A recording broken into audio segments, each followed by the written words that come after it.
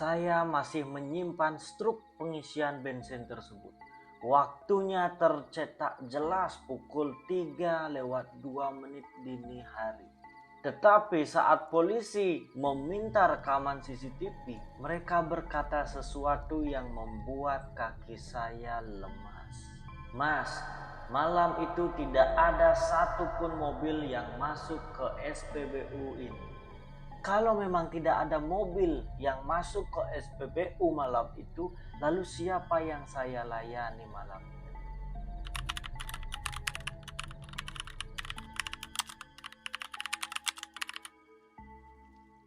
Oke, selamat datang di kisah mistis. Jadi di episode kali ini kita akan bercerita kembali, dan cerita kali ini datang dari seorang operator SPBU 24 jam. Ya, jadi kita sebut saja namanya adalah Rudy. Jadi Rudy ini pria yang berusia 32 tahun. Dan Rudy sudah bekerja di SPBU sekitar 5 tahun lebih. Nah, Rudy merupakan operator SPBU di jalur antar kota. Dan SPBU tempat Rudy bekerja merupakan SPBU yang buka 24 jam. Nah, karena pegawai di SPBU itu terbatas, jadi seringkali Rudy mendapatkan bagian di shift malam. Tapi meskipun shift malam, Rudy tetap dengan senang menerimanya. Karena di malam hari biasanya Rudy sedikit santai karena sedikitnya orang ke SPBU. Dan tentunya pekerjaan Rudy itu pasti akan lebih ringan di malam hari. Dan paling hanya melayani supir truk, bus malam, ataupun mobil pribadi yang kebetulan lewat. Dan Rudy ini tidak percaya dengan cerita-cerita mistis. Bagi Rudy, kalaupun ada suara-suara aneh atau bayangan-bayangan, pasti ada penjelasannya. Sampai akhirnya ada satu kejadian yang mengubah cara pandangnya, yang mengubah pikiran Rudy ini. Nah, cerita Rudy pun mulai di sini. Malam itu di hari Selasa sekitar jam 2 dini hari, SPBU sepi waktu itu. Sepi yang benar-benar sepi, dan rekan Rudy yang dia ajak shift malam waktu itu sedang beristirahat atau sedang tidur di ruang istirahat. Dan Rudy di sana sendirian bertugas menjaga pompa nomor 3. Dan hujan waktu itu baru saja berhenti. Jalanan pun terlihat sangat kosong, memang sepi yang betul-betul sepi waktu itu. Namun tiba-tiba sedan hitam masuk perlahan ke SPBU. Mobil sedan ini, kata Rudy, memang benar-benar bersih. Namun lampunya redup dan kaca depannya terlihat gelap. Dan mobil sedan itu berhenti tepat di depan Rudy atau di pompa nomor 3 yang Rudy jaga di malam itu.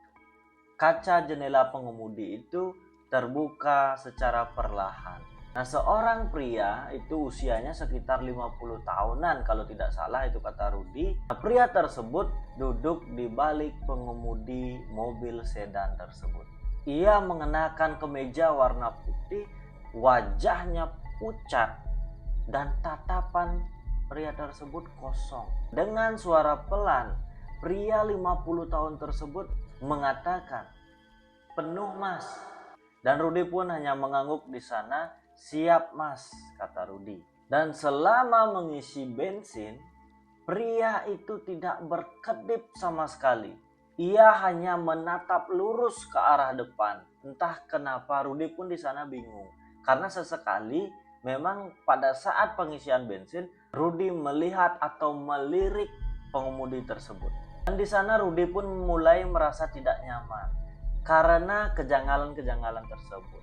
Dan setelah selesai, angka pun menunjukkan hampir 1 juta rupiah. Dan pria di dalam mobil tersebut pun menyerahkan beberapa lembar uang. Dan kata Rudy, tangannya benar-benar dingin. Karena Rudy ini sengaja menyentuh tangan pria tersebut pada saat transaksi uang. Karena Rudy ini penasaran. Makanya Rudy sengaja mencari celah agar bisa menyentuh pria tersebut. Dan di sana setelah selesai transaksi, Rudi pun memberikan pria tersebut struknya.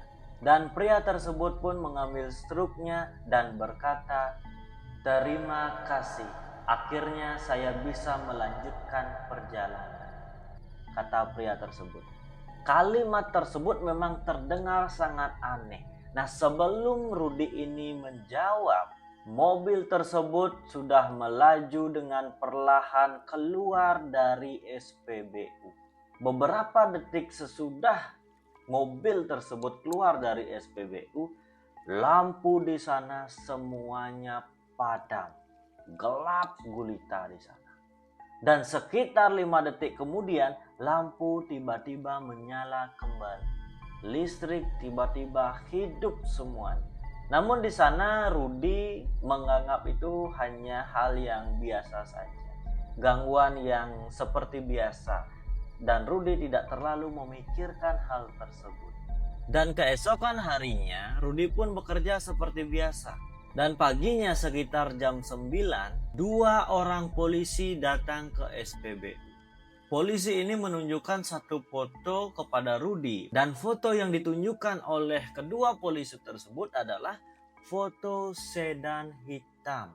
"Mas, semalam lihat mobil ini," kata polisi tersebut sambil menunjukkan fotonya.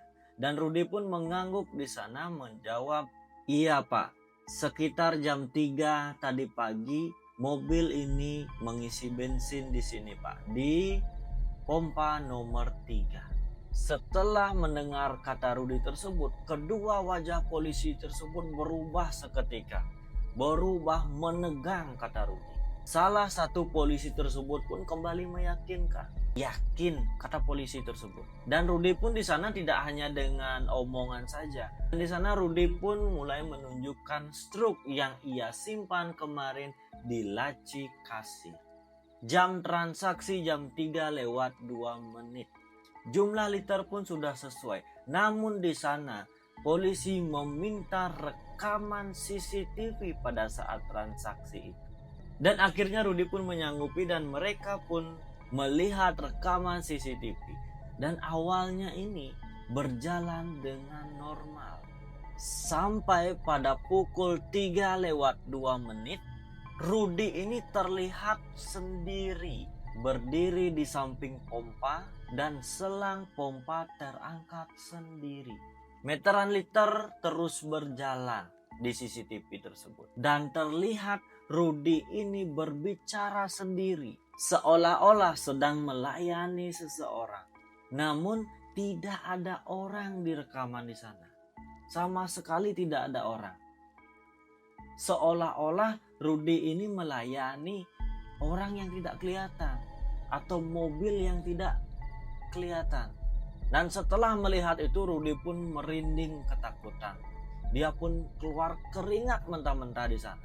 Dan polisi pun langsung menghentikan video dan berkata dengan pelan, "Mobil ini mengalami kecelakaan 2 hari yang lalu.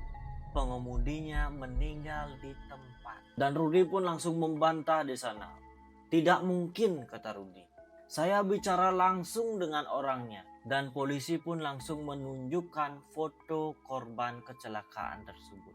Jantung Rudi terasa berhenti waktu itu karena saking kerasnya berdebar waktu itu. Wajah pria yang berada di foto tersebut sama persis dengan orang yang dilayani Rudi di malam itu. Dan Rudi pun di sana masih tidak percaya, dan uang pembayaran dari pria tersebut disimpan Rudi secara terpisah. Namun saat Rudi hendak mengeluarkan uang tersebut, bukan uang yang Rudi lihat, melainkan lembaran-lembaran struk SPBU yang sudah lama. Tanggalnya semua sudah lama. Tidak ada satupun di laci itu uang tunai. Dan sejak saat itu Rudi pun merasa sulit untuk tertidur.